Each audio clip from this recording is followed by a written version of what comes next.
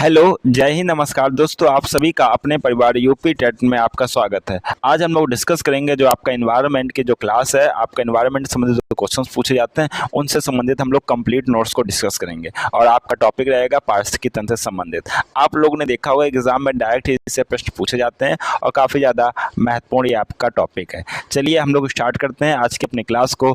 आपसे कहूँगा कि आप लोग लास्ट तक क्लास को जरूर देखना, क्योंकि आप लोग लास्ट तक क्लास को देखेंगे आप लोग बहुत ही महत्वपूर्ण चीज़ें सीखेंगे जो कि आपके एग्जाम में डायरेक्ट पूछी जाएंगी। चलिए हम लोग स्टार्ट करते हैं आज की हम लोग अपनी क्लास को। सबसे पहले जो एग्जाम में जो आपका सबसे फेवरेट क्वेश्चन आपका है कि पारिस्थितिकी तंत्र का सर्वप्रथम प्रयोग किसने किया। तो पारिस्थितिकी तंत्र का सर्वप्रयोग प्रयोग किसने किया? A.G. टांसले ने। कब किया? 1935 में। आप लोग नोट्स ही बनाते रहिए, काफ़ी महत्वपूर्ण है। सेकंड आपका इकोलॉजी शब्द का प्रयोग सर्वप्रथम किसने किया? इकोलॉजी शब्द का प्रयोग सर्वप्रथम अर्नेस्ट हैकल ने सर्वप्रथम प्रयोग किया 1869 में। नेक्स्ट पॉइंट की हम लोग बात करेंगे कि डीप इकोलॉजी की बात आती है, गहन पारिस्थितिकी की बात आती है। कौन से इसके जनक? इसके जनक हैं अर्नेस्ट नीस। कौन है इसके जनक? अर्नेस्ट नीस इसके जनक है। नेक्स्ट पॉइंट की हम लोग बात करेंगे कि अब बात आ जाती है आपके भारतीय पारिस्थितिकी तंत्र के जनक कौन है। तो भारतीय पारिस्थितिकी तंत्र के जनक आपके हैं प्रोफेसर रामदेव मिश्रा। बहुत ही इंपॉर्टेंट है, आप लोग नोट्स जरूर बना लीजिएगा, एग्जाम में डायरेक्ट प्रश्न आपके पूछे जाएंगे। और ये काफ़ी ज़्यादा ये बुक है, काफ़ी ज़्यादा इंपॉर्टेंट है। ओरिजिन ऑफ स्पीसीज ये बुक किसने लिखी है? तो ये बुक लिखी है चार्ल्स डार्विन ने। ये आपका एग्जाम में भी पूछा गया, आपका यूपी टेट का 2017 में डायरेक्ट प्रश्न पूछा गया। तो हम लोग बिल्कुल कंप्लीट आपका जो यूपी टेट का एग्जाम है उसी के अकॉर्डिंग हम लोगों ने नोट्स तैयार किए हैं और डिस्कस कर रहे हैं। ओरिजिन ऑफ स्पीसीज किसने? चार्ल्स डार्विन ने।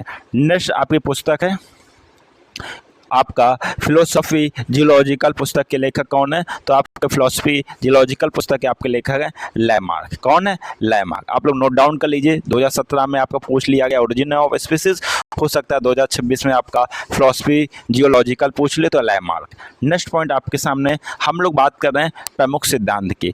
प्रमुख सिद्धांत के प्रतिपादक कौन थे? जैसे पूछ लेता है कि लैमार्कवाद के प्रतिपादक कौन थे, तो आप क्या कहेंगे? लैमार्क। डार्विनवाद के प्रतिपादक कौन थे? Charles Darwin. उत्परिवर्तनवाद के आपके जनक कौन थे? तो उत्परिवर्तनवाद का देखो चेंज हो गया एकदम से, तो हीगो डी ब्राइस को आपको उत्परिवर्तनवाद का जनक के नाम से जाना जाता है। काफ़ी इंपॉर्टेंट प्रश्न है। अब हम लोग बात करेंगे कि पर्यावरण के जो मंडल होते हैं, जो घटक होते हैं, उनको हम लोग बात करेंगे कि कौन कौन से मंडल में कौन कौन से घटक होते हैं। तो आपके जो पर्यावरण इन्वायरमेंट है इसमें आपके 4 घटक होते हैं। कौन कौन से होता है? एक तो आपका स्थल मंडल है, दूसरा आपका जल मंडल है, थर्ड आपका जैव मंडल है और फोर्थ आपका वायुमंडल है। अब हम लोग एक एक और डिस्कस करेंगे। एग्जाम में पूछ सकता है कि आपका पर्वत कौन से मंडल में आता है, मरुस्थल किस में आता है, मैदान में। ये सब आपके स्थल मंडल के एग्जाम्पल हैं। जल मंडल की बात कर रहे हैं जिसमें जल में कौन? नदी भी आपका आ सकता है, तालाब भी आ सकता है, झील भी आ सकता है। अब ग्लेशियर में काफ़ी लोग कंफ्यूजन हो जाएंगे, लेकिन यही तो इंपॉर्टेंट है, यही तो एग्जाम में पूछ लेगा कि ग्लेशियर आपका है ये कौन से मंडल में आता है, तो आपका जल मंडल में आएगा। सागर भी आपका जल मंडल में आएगा। जैव मंडल की बात करें, जैव मंडल में आपके पेड़ पौधे और जीव जंतु आपके सम्मिलित होते हैं। और वायुमंडल हम लोगों को मालूम, वायुमंडल आपका 5 परतों से मिलकर बना है। और कौन कौन सी परत है आपकी? क्षोभ मंडल, समताप मंडल, मध्य मंडल, आयन मंडल और बहिमंडल। अब बहुत ही महत्वपूर्ण प्रश्न है एग्जाम की दृष्टि से, जल मंडल क्या है? जल मंडल पृथ्वी का सबसे बड़ा पारिस्थितिकी तंत्र है। क्या एग्जाम में पूछा जा सकता है? आप लोग नोट्स बनाइए, ट्रिपल स्टार बनाइए, काफ़ी ज़्यादा इंपॉर्टेंट है कि आपका सबसे बड़ा पारिस्थितिकी तंत्र कौन सा है। तो आपका जल मंडल पृथ्वी का सबसे बड़ा पारिस्थितिकी तंत्र है। नेक्स्ट पॉइंट की हम लोग बात कर रहे हैं। नेक्स्ट पॉइंट में बात की गई हम लोगों की पारिस्थितिकी तंत्र के घटक। एग्जाम में पूछा गया आपके यूपी टेट के एग्जाम में 2011 में। तो आपके पारिस्थितिकी तंत्र के घटक कौन होते हैं? एक तो होता है आपका जैविक, दूसरा होता है आपका अजैविक। जैविक में आपके कौन कौन सी चीज़ें आती हैं? देखो डायरेक्ट एग्जाम में पूछा गया। आपके उत्पादक, उत्पादक में आपके क्या आते हैं? हरे पौधे आते हैं, शैवाल आते हैं। एग्जाम में पूछा गया था कि आपके शैवाल किस में आते हैं, उत्पादक में कि उपभोक्ता में, यूपी टेट के एग्जाम में। तो आप लोग को मालूम होना चाहिए कि शैवाल आपके किस में आते हैं? उत्पादक में आपके आते हैं। उपभोक्ता में कौन कौन सी चीज़ें आती हैं? उपभोक्ता में आपके जीव जंतु आते हैं, मनुष्य आते हैं। अब घटक में आपके क्या क्या चीज़ें आती हैं? अब घटक में आपके जीवाणु आते हैं और आपके कवक आते हैं। आप लोग देख रहे हैं ये जो एग्जाम ये क्वेश्चन पॉइंट है ये डायरेक्ट एग्जाम में पूछे गए हैं, उन्हीं को पॉइंटों को मिला के नोट्स तैयार किए गए कि आपका कोई भी पॉइंट डिस्कस नहीं रहेगा और सारी चीज़ आपकी कंप्लीट हो जाएंगी। अजैविक में आपके कार्बनिक घटक आ जाते हैं। कार्बनिक में कैसे? आपका प्रोटीन, वसा, कार्बोहाइड्रेट, ह्यूमस और आपके यूरिया। अकार्बनिक में आपके अजैविक में कौन आ जाएंगे? एनपीके, नाइट्रोजन, फास्फोरस, पोटेशियम, मिट्टी, चट्टान, खनिज। भौतिक में वायु, आर्द्रता, तापमान, प्रकाश, वायुमंडलीय दाब। अधिकतर हम लोग क्या पढ़ते हैं एग्जाम में? अधिकतर यही पढ़ लेते हैं कि जो अजैविक घटक का जो भौतिक कारक है उनको पढ़ लेते हैं, लेकिन कार्बनिक और अकार्बनिक जो आपके पदार्थ हैं, आपके तत्व हैं, वह भी आपके अजैविक घटक में आते हैं। काफ़ी इंपॉर्टेंट, इनको नोट करना है एग्जाम में अगर अच्छे नंबर लाने हैं। आपका इन्वायरमेंट में 30 में 30 आने चाहिए, तभी आप 120 के आसपास में क्रॉस कर पाएंगे, क्योंकि आपकी मेरिट भी बन सकती है टेट के नंबर के हिसाब से। तो आपको पास नहीं होना है, आपको बेहतर नंबर लाने हैं। और सबसे इम्पॉर्टेंट पॉइंट है जो एग्ज़ाम में डायरेक्ट पूछा गया है कि प्रकृति का महत्तर या आपका सफाई कर्मी क्या होता है। तो आपको मालूम होना चाहिए जो प्रकृति का महत्तर आपका है, आपका जीवाणु है एवं कवक को प्रकृति का महत्तर या सफाई कर्मी के नाम से जानते हैं। क्या?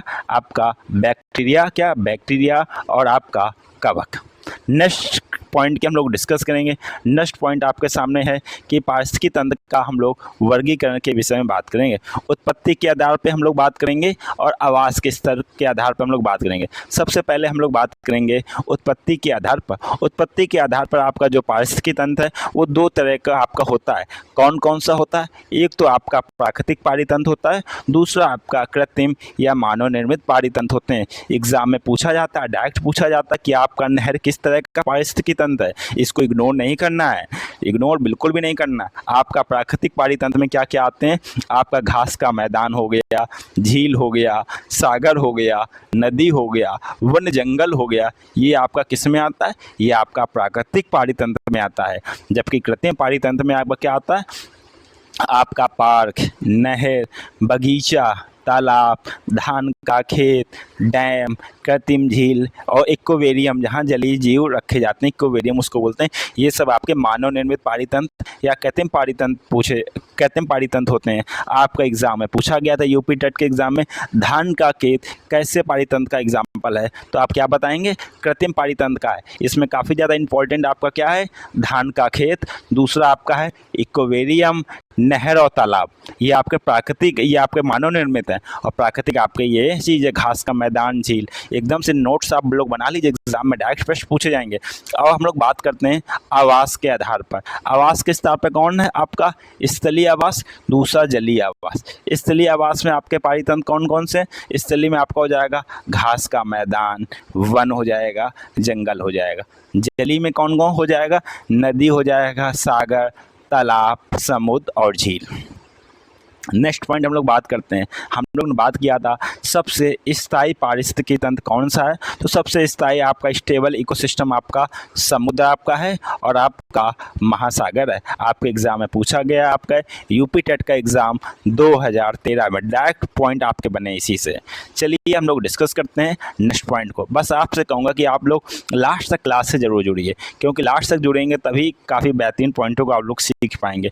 अब हम लोग बात करते हैं जो एनर्जी की, ऊर्जा का प्रवाह एवं नियम। सबसे पहले हम लोग बात करेंगे ऊर्जा का नियम क्या है और 10% आपका ये नियम क्या है, 10% लॉ भी क्या है। एग्जाम में डायरेक्ट प्रश्न पूछा जाता है। सबसे पहले हम लोग बात करते हैं कि ऊर्जा का सर्वोत्तम स्रोत क्या है। तो आपका पारिस्थितिकी तंत्र में ऊर्जा का सर्वोत्तम स्रोत आपका क्या है? सौर ऊर्जा। सौर ऊर्जा किससे प्राप्त होती है? आपके सन से। एग्जाम में पूछा जा सकता है कि ऊर्जा का सर्वोत्तम स्रोत क्या है। अगर सौर ऊर्जा है तो सौर ऊर्जा को टिक करेंगे, अगर सन है, सूर्य है, तो हम लोग किसको टिक करेंगे? सन को टिक करेंगे।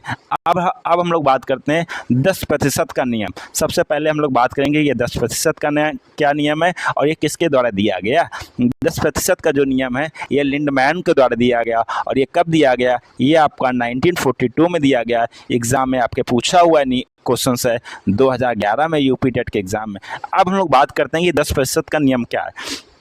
क्या है कि खाद कड़ी के प्रत्येक स्तर पर उपभोक्ता संचित ऊर्जा का केवल 10% अपने शरीर भार में रूपांतरण करता है। क्या मतलब, अगर आपके जो उत्पादक है या प्रथम उपभोक्ता, आपके एनर्जी 100 है, 100 का 10% कितना हो जाएगा, 10, तो 10 ही वो शेयर कर पाएगा। 10 का 10%, अब जैसे यहाँ पे एनर्जी लेवल द्वितीयक उपभोक्ता है, यहाँ एनर्जी 10 है, तो 10 का 10% कितना होगा, 1 होगा, तो केवल 1% ही शेयर करेगा। ये आपका 10% नियम है कि खाद्य श्रृंखला में आपकी जो सीरीज चलती है उत्पादक से उपभोक्ता तक, तो ऊर्जा का जो संचरण होता है वो आपकी कुल ऊर्जा का केवल 10% ही ऊर्जा का आपका संचरण होता है। आप लोग ग्राफ के माध्यम से देख सकते हैं, जैसे आपका पहले आपका जो उत्पादक स्तर में 100% एनर्जी है, तो आपका प्रथम उपभोक्ता में कितना गया, आपका 10%। अब आपका द्वितीय उपभोक्ता में आपका कितना गया, 1%, और आपका तृतीय उपभोक्ता में आपका गया 1% का 10% आपका 0.01%। यही आपका 10% का नियम है। एग्जाम में आपको क्या याद रखना है, आपका लिंडमैन याद रखना है, सन याद रखना है। अब हम लोग बात करते हैं कि ऊर्जा का प्रवाह कैसे होता है। तो ऊर्जा का प्रवाह आपका जो खाद्य श्रृंखला, दो चीज़ें, ऊर्जा का प्रवाह आपका खाद्य श्रृंखला और खाद्य जाल में, दोनों को हम लोग डिस्कस करेंगे। खाद्य श्रृंखला में ऊर्जा का प्रवाह हमेशा एक दिशी होता है, मतलब एक दिवसीय ही आपका जो ऊर्जा का प्रवाह होगा। देख रहे हैं, ऊर्जा आप एक दिशी ही जा रही, एक तरफ ही जा रही, उधर से ऊर्जा आपकी नहीं आ रही, रिवर्सिबल आपकी नहीं है। लेकिन खाद्य जाल में आपकी जो ऊर्जा होती है वो बहुदिशीय होती है। जब काफ़ी सारी खाद्य श्रृंखलाएँ मिल जाती हैं तो क्या कहलाती है, खाद्य जाल। तो इसमें जो ऊर्जा का संचरण होता है वो एक दिशा से नहीं होता है, बहुदिशीय होता है ऊर्जा का जो प्रवाह होता है। बहुत ही महत्वपूर्ण पॉइंट है। नेक्स्ट हम लोग बात करेंगे कि खाद्य श्रृंखला आपका क्या है। तो खाद्य श्रृंखला का एक क्रम होता है। क्या क्रम होता है, खाद्य श्रृंखला में सबसे प्रथम स्तर पे कौन होगा, आपका उत्पादक होगा, फिर क्या होगा, आपका उपभोक्ता होगा, फिर आपका होगा अपघटक। एग्जाम में पूछा गया आपके खाद्य श्रृंखला के क्रम में सबसे पहले आपका उत्पादक, उपभोक्ता और अपघटक। आप लोग याद रखना, एग्जाम में डायरेक्ट आपका ये प्रश्न पूछा गया है 2018 में। नेक्स्ट हम लोग बात कर रहे हैं एग्ज़ाम में घास स्थलीय पारिस्थितिकी तंत्र के विषय में भी पूछा गया है। तो घास स्थलीय पारिस्थितिकी तंत्र आपका क्या होता है, सबसे पहले क्या होती है, आपका उत्पादक क्या है, घास है। घास को कौन खाएगा, टिड्डा को कौन, ये टिड्डा आपका क्या है, प्राइमरी कंज्यूमर है या फिर आपका प्राथमिक उपभोक्ता है। द्वितीयक उपभोक्ता क्या है, आपका मेढक है। तृतीयक उपभोक्ता आपका सांप है, और आपका जो सर्वोच्च स्तर पे आपका गिद्ध या बाज है। आपको याद रखना कि घास स्थलीय पारिस्थितिकी तंत्र में कौन और किस स्थान में आते हैं। आप क्या देखेंगे, गिद्ध और बाज आपका सर्वोच्च स्तर में आपका आता है। एग्जाम में पूछा गया था आपका कि ये घास स्थलीय पारिस्थितिकी तंत्र में सर्वोच्च स्तर पर क्या होता है, तो आप लोग बताएंगे गिद्ध या बाज। आपको क्या याद रखना है, घास, टिड्डा, मेढक और सांप और गिद्ध और बाज, ये आपका घास स्थलीय पारिस्थितिकी तंत्र है। जबकि हम लोग जलीय पारिस्थितिकी तंत्र की बात कर रहे हैं, एग्जाम में पूछा जा सकता है। जलीय में जो शैवाल आपके होते हैं, ये क्या होते हैं, ये आपके उत्पादक होते हैं। अब जलीय पिस्सू क्या होते हैं, छोटी मछली होती है आपकी। जलीय पिस्सू आपके ये क्या होते हैं, आपका प्राइमरी आपके कंज्यूमर हो गए या प्राइमरी आपके उपभोक्ता हो गए। जलीय पिस्सू कौन खाता है, छोटी मछली खाता है, और छोटी मछली कौन खाता है, बड़ी मछली खाता है। बड़ी मछली मतलब छोटी मछली से बड़ी मछली, ये नहीं कि आप व्हेल मछली की बात कर रहे हैं। सबसे छोटी मछली, सबसे छोटा जलीय पिस्सू, उसके बाद उसको कौन खाता है, छोटी मछली खाती है। छोटी मछली से जो थोड़ी बड़ी है उसको बड़ी मछली खाती है, और बड़ी मछली को कौन खाता है, आप लोग तालाब में देखते होंगे, बगुला खाता है, आपका सारस खाता है। तो आपका जो जलीय पारिस्थितिकी तंत्र में सर्वोच्च स्तर पर आपका कौन होगा, बगुला या आपका सारस होगा। नेक्स्ट पॉइंट है, इंपॉर्टेंट है, एग्जाम में पूछा जा सकता है, आपका नेफेंथीज जो आपका जो कीट भक्षी पौधा है का स्तर उत्पादक एवं आपका क्या किस में आता है, स्तर ये उत्पादक एवं द्वितीय उपभोक्ता दोनों का। एग्जाम में आपका पूछा जा सकता है, आपका नेफेंथीज जो आपका जो पौधा है ये किसमें, इसका जो स्तर क्या है, ये आपका किस में आता है, ये आपका उत्पादक में भी आता है एवं द्वितीयक उपभोक्ता है। ये क्या मतलब, ये एक ऐसा आपका फूल होता है, एक पौधा होता है, ये एक पौधा है तो उत्पादक का भी काम करेगा, लेकिन ये अपने पास जो कीट भक्षी आते हैं उनको भी खाता है, तो ये उपभोक्ता भी काम करेगा। तो ये कैसा है, आपका उत्पादक भी है और आपका उपभोक्ता भी है। ये इसको ध्यान रखना है, बहुत ही इंपॉर्टेंट पॉइंट है। नेक्स्ट पॉइंट है, हम लोग बात करेंगे पारिस्थितिकी पिरामिड की, कि आपका पारिस्थितिकी पिरामिड क्या होता है। और हम लोग बात करेंगे आपका जो एग्जाम में पूछा जाता है कि ऊर्जा का पिरामिड क्या है। तो सभी आपका पारिस्थितिकी तंत्र में ऊर्जा का जो पिरामिड है वह सदैव कैसा होता है, सीधा होता है। एग्जाम में क्या है आपको रखना, एग्जाम में आपके बिल्कुल एग्जैक्ट पूछा जाएगा कि पारिस्थितिकी तंत्र में ऊर्जा का पिरामिड कैसा होता है, तो आप लोग क्या बताएंगे कि ऊर्जा का पिरामिड आपका सीधा होता है। बस इतना ही याद रखना है। अब एग्जाम में पूछा जा सकता है कि संख्या का पिरामिड क्या होता है। एक वृक्ष पारिस्थितिकी तंत्र में एक उल्टा आपका जो ये संख्या का पिरामिड को डिनोट करता है। तो आप लोग को बस इतना याद रखना कि आपका जो संख्या का पिरामिड होता है ये आपका उल्टा होता है। क्या होता है, उल्टा होता है। एग्जाम में बस आपके इतना ही पूछा जाएगा। जीव भार का पिरामिड क्या होता है, तो जीव भार का पिरामिड भी आपका उल्टा होता है। जीव भार का पिरामिड भी आपका उल्टा होता है। और इसका एग्जाम्पल क्या है, इसका एग्जाम्पल आपका है तालाब का। क्या ये एग्जाम्पल दिया गया जो आपका तालाब पारिस्थितिकी तंत्र, क्या तालाब पारिस्थितिकी तंत्र में जीव भार का जो आपका पिरामिड है वो आपका उल्टा होता है। इसमें बात की गई एक जो वृक्ष का जो पारिस्थितिकी तंत्र का जो पिरामिड होता है जिसमें संख्या का पिरामिड है वो आपका क्या होता है, आपका उल्टा होता है। आपको क्या याद रखना है, आपका ऊर्जा का पिरामिड सदैव सीधा होता है। आपसे पूछ लिया गया एक वृक्ष का पारिस्थितिकी तंत्र है, इसमें जो संख्या का पिरामिड होगा वो आपका कैसा होगा, आपका उल्टा होगा। नेक्स्ट पॉइंट आपके सामने है कि एक जो आपका तालाब का पारिस्थितिकी तंत्र दे दिया गया है, इसमें जीव भार का पिरामिड क्या होगा, तो जीव भार का पिरामिड आपका क्या होगा, उल्टा होगा। आप लोग नोट्स जरूर बना लीजिए, काफ़ी महत्वपूर्ण है। अब एग्ज़ाम में क्या पूछा जाता है, एग्ज़ाम में पूछा जाता है आपका प्रकाश संश्लेषण क्रिया, काफ़ी इंपॉर्टेंट है। आपको मालूम प्रकाश संश्लेषण क्रिया किस में होती है, आपके पौधों में पत्तियों में होती है। अब पत्ती क्रिया क्या होगी, पत्ती क्या करती है, आपको मालूम प्रकाश संश्लेषण क्रिया में CO2 लेती है। क्या लेती है, CO2 लेती है, प्लस जल होता है, प्लस सूर्य का प्रकाश रहता है। परहरित किस में पाया जाता है, पत्तियों में पाया जाता है, एवं तापमान होता है। तो ये जब क्रिया होती है तो इसका प्रोडक्ट्स क्या बनता है, प्रोडक्ट ऑक्सीजन बनती है और आपका ग्लूकोज बनती है। क्या बनता है, ग्लूकोज आपका बनता है। तो ये क्रिया आपकी क्या कहलाती है, आपकी प्रकाश संश्लेषण की क्रिया कहलाती है। आपको एग्जाम में पूछा जा सकता है कि आपका प्रकाश संश्लेषण की क्रिया में कौन कौन चीज़ें भाग लेते हैं, तो आपका क्या कहेंगे, आपका CO2 प्लस आपका H2O। CO2 को हम लोग कार्बन डाइऑक्साइड कहते हैं, H2O को जल कहते हैं। किसकी उपस्थिति में, आपके सूर्य के प्रकाश की उपस्थिति में। पत्तियों में क्या पाया जाता है, आपका क्लोरोफिल पाया जाता है। जब ये क्रिया होती है तो इसका जो उत्पाद क्या बनता है, इसका उत्पाद आपका बनता है क्या, ये आपका है ग्लूकोज। C6H12O6 को क्या बोलते हैं, ग्लूकोज कहते हैं। और आपका क्या बनता है, पानी बनता है।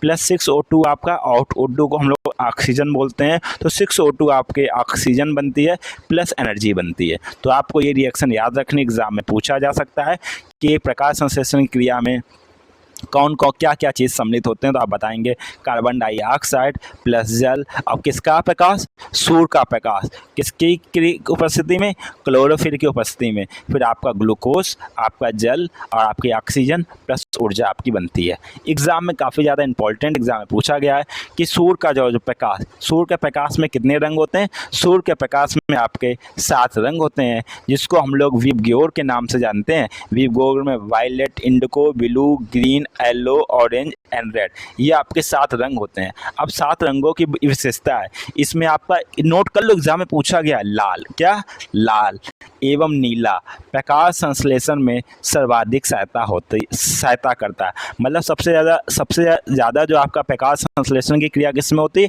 आपकी रेड में होती है। उसके बाद किस में, आपकी ब्लू में होती है। काफ़ी इंपॉर्टेंट पॉइंट है, एग्जाम में आपको नोट्स बनाना है और एग्जाम में आपके पूछा जा सकता है। नेक्स्ट पॉइंट आपके सामने है, कभी कभी जो पारिस्थितिकी तंत्र है उसमें घास के मैदान के विषय में भी पूछ लेते हैं।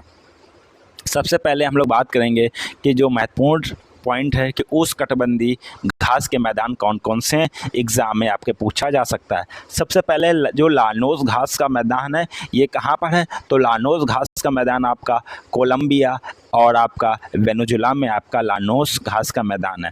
उसके बाद हम लोग बात करेंगे कंपास घास का मैदान आपका कहाँ है, कंपास घास का मैदान आपका कहाँ है, ब्राज़ील में है। आपका एग्जाम में पूछा गया है। सवाना घास का मैदान आपका है अफ्रीका, पूर्वी अफ्रीका में आपके सवाना घास का मैदान है। और सेल्वास घास का मैदान आपका है कहाँ पर, आपका अमेजिन बेसिन में। नेक्स्ट पॉइंट हम लोग बात करेंगे शीतोष्ण कटिबंधीय घास के मैदान। शीतोष्ण कटिबंधीय घास के मैदान में आपका जो पंपास है ये कहाँ पाया जाता है? पंपास घास का मैदान आपका अर्जेंटीना में। स्टेपी घास का मैदान आपका मध्य एशिया, कहाँ? सेंट्रल एशिया प्लस यूक्रेन में। स्टेप पे जिसको हम लोग क्या कह सकते हैं, आपका यूरोप भी बोल सकते हैं, क्योंकि यूक्रेन आपका किस में हिस्सा है? आपका यूरोप का और एशिया का बीच के बॉर्डर में आपका है। वर्ल्ड की हम लोग बात कर रहे हैं, और जो कंट्री रहती है उसका क्या क्या डिसाइड करता है? उसकी जो कैपिटल जिस जगह स्थित है, यूरोप में स्थित है तो यूरोप कहलाएगा, कैपिटल एशिया में स्थित है तो आपका एशिया कहलाएगा। वर्ल्ड की हम लोग बात कर रहे हैं, वर्ल्ड का घास का मैदान कहाँ पाया जाता है? वर्ल्ड का घास का मैदान आपका दक्षिण अफ्रीका में। पेरी का घास का मैदान आपका उत्तरी अमेरिका कनाडा में। आपका पुस्ताज घास का मैदान आपका हंगरी में। डाउन्स आपका ऑस्ट्रेलिया में। कैंटरबरी आपका न्यूजीलैंड में। ये काफ़ी ज़्यादा महत्वपूर्ण आपके घास के मैदान हैं, इनको नोट डाउन कर लीजिए, एग्जाम में आपके ज़रूर पूछा जा सकता है प्रश्न, आपको इसके बिल्कुल भी नहीं करना। एक बहुत ही इंपॉर्टेंट फैक्ट है, इन एग्ज़ाम में याद रखना है, एक मात्र महाद्वीप जहाँ घास पहाड़ी तंत्र नहीं पाया जाता, तो कौन सा महाद्वीप आपका है? आपका अंटार्कटिका आपका महाद्वीप है। जो आपका अंटार्कटिक महाद्वीप है वो आपका एकमात्र ऐसा महाद्वीप है जहाँ पर घास पहाड़ी तंत्र आपका नहीं पाया जाता। अब हम लोग बात करेंगे भारत के महत्वपूर्ण पारिस्थितिक क्षेत्र कौन कौन से हैं, या फिर घास के मैदान आपके कौन कौन से हैं। सबसे पहले हम लोग बात करेंगे आपका सोनमर्ग और गुलमर्ग, ये कहाँ पर स्थित? आपका जम्मू कश्मीर में। बुग्याल घास का मैदान कहाँ पे? उत्तराखंड में। काफ़ी ज़्यादा इंपॉर्टेंट है बुग्याल घास का मैदान। उर्मिल घास का मैदान आपका कर्नाटक में। शोला घास का मैदान आपका महाराष्ट्र के पश्चिमी घाट में। आपका बन्नी घास का मैदान आपका गुजरात और कच्छ में। काफ़ी ज़्यादा महत्वपूर्ण है, इनको नोट्स जरूर बनाइएगा। भारत में आप प्रवाल भित्ति की हम लोग बात करते हैं, प्रवाल के विषय में हम डिस्कस किया था।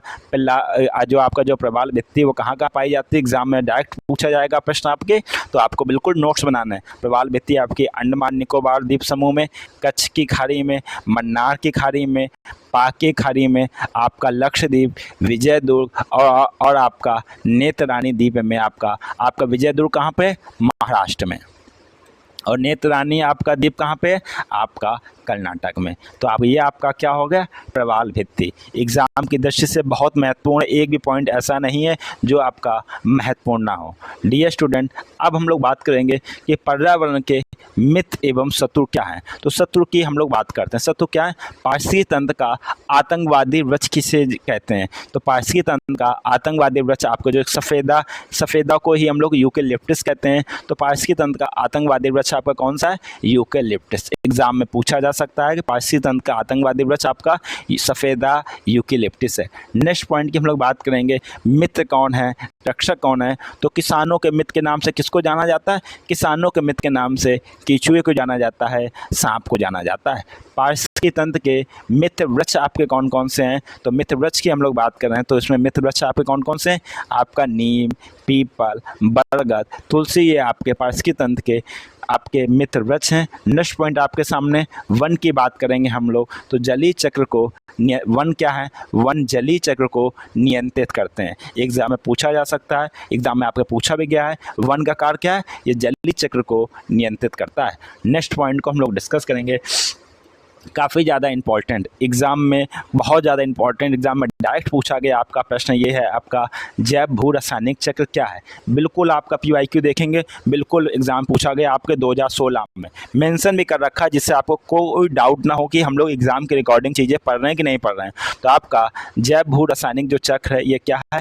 पहाड़ी तंत्र में रासायनिक तत्वों का जो चक्र है, मतलब ये आपका पारिस्थितिक तंत्र है, इसमें जो रासायनिक तत्व हैं उनका जो चक्र है ये आपका क्या कहलाता है? यह आपका जैव भू रासायनिक चक्र कहलाता है। एग्जाम में प्रश्न पूछा गया है। अब हम लोग बात करेंगे इकोटोन क्या है। आपके दो पारिस्थितिक तंत्र हैं, एक आपका जल का हो गया, दूसरा घास का हो गया। दोनों पारिस्थितिक तंत्र के मध्य संक्रमण मंडल को इकोटोन कहते हैं। क्या कहते हैं? इकोटोन कहते हैं। दो पारिस्थितिकी तंत्र के मध्य के संक्रमण मंडल को इकोटोन कहते हैं। नेक्स्ट पॉइंट आपके सामने आकार के आधार पे हम लोग बात करते हैं कि सबसे बड़ा आपका पारिस्थितिकी तंत्र कौन है और सबसे छोटा आपका पारिस्थितिकी तंत्र कौन है। अगर आपका इक्वेरियम आ जाएगा तो इक्वेरियम आपका कैसा पारिस्थितिकी तंत्र है, आपका सबसे छोटा पारिस्थितिकी तंत्र है। अगर कृत्रिम आपका आ जाए, कृत्रिम आपका पारिस्थितिकी तंत्र पूछा जाएगा तो सबसे बड़ा आपका कृत्रिम पारिस्थितिकी तंत्र क्या है, आपका धान का खेत है। सबसे विक्षुब्ध या सबसे बड़ा स्तरीय तंत्र आपका क्या है, तो आपका है पर्णपाती वन या फिर आपका जंगल। अब हम लोग बात करेंगे जीवों के प्रकार। जीव आपके कौन कौन से प्रकार के होते हैं। सबसे पहले हम लोग बात करेंगे आपका सर्वाहारी। सर्वाहारी जीव में कौन कौन से आते हैं, वह जीव जो शाकाहारी व मांसाहारी दोनों होते हैं। शाकाहारी मतलब केवल आपके जो वृक्ष हैं, फल हैं, फूल हैं, इनको खाते हैं। मांसाहारी जो मांस केवल खाते हैं। सर्वाहारी कौन है, जो दाल सब्जी रोटी भी खाते हैं और कभी कभी चिकन और मटन भी ले लेते हैं, तो वो आपके सर्वाहारी में आते हैं। मनुष्य आपका किस में आता है, आपका सर्वाहारी में आता है। परभक्षी की हम लोग बात करेंगे। परभक्षी क्या होते हैं, जो शिकार करके भोजन प्राप्त करते हैं, वो उनको क्या कहते हैं, परभक्षी कहते हैं। नेक्स्ट पॉइंट आपके सामने परपोषी। परपोषी गुण क्या है, परपोषी गुण किसमें पाया जाता है, ये उपभोक्ता में पाया जाता है। किसमें, उपभोक्ता में आपका परपोषी गुण पाया जाता है। संतुलन क्या है, सबसे पहले इकोसिस्टम बैलेंस क्या है, ये भी एग्जाम पूछा जा सकता है। एक संतुलित पारिस्थितिकी तंत्र में जीवों की संख्या स्थिर होती है, इसी को हम लोग इकोसिस्टम बैलेंस के नाम से जानते हैं। क्या, जीवों की संख्या स्थिर होना। नेक्स्ट पॉइंट आपके सामने क्रियात्मक इकाई क्या है। पारिस्थितिकी तंत्र प्रकृति की ये क्रियात्मक इकाई है। मतलब क्या, प्रकृति की जो क्रियात्मक इकाई क्या है, तो आप क्या बताएंगे, आपका जो पारिस्थितिकी तंत्र प्रकृति की एक क्रियात्मक इकाई है। डियर स्टूडेंट, आप लोग क्लास से जुड़े, आपका बहुत बहुत धन्यवाद। आपसे कहूँगा जो भाई बहन फर्स्ट टाइम क्लास से जुड़े हैं, अपने परिवार से जुड़े हैं, तो अपने इस परिवार के चैनल को सब्सक्राइब कर लें। क्लास अच्छी लगी हो तो लाइक कर लें तथा अपने फ्रेंडों के साथ में शेयर करना ना भूलें। आप लोग सब्सक्राइब करेंगे तो आपको क्लास का जो नोटिफिकेशन है वो बिल्कुल आपको समय से मिल जाएगा। आपकी कोई भी क्लास मिस नहीं होगी, तो और आप लोग बहुत ही बेहतरीन मार्क्स से यूपी टेट का एग्ज़ाम आप लोग पास हो जाएंगे। और आपका एनवायरनमेंट तो पूछना ही नहीं, आपके 30 में 30 प्रश्न आपके सही होंगे। इसी के साथ में आप लोग खुश रहिए, मस्त रहिए। आपसे मुलाकात होगी नेक्स्ट क्लास में। तब तक के लिए जय हिंद, वंदे मातरम।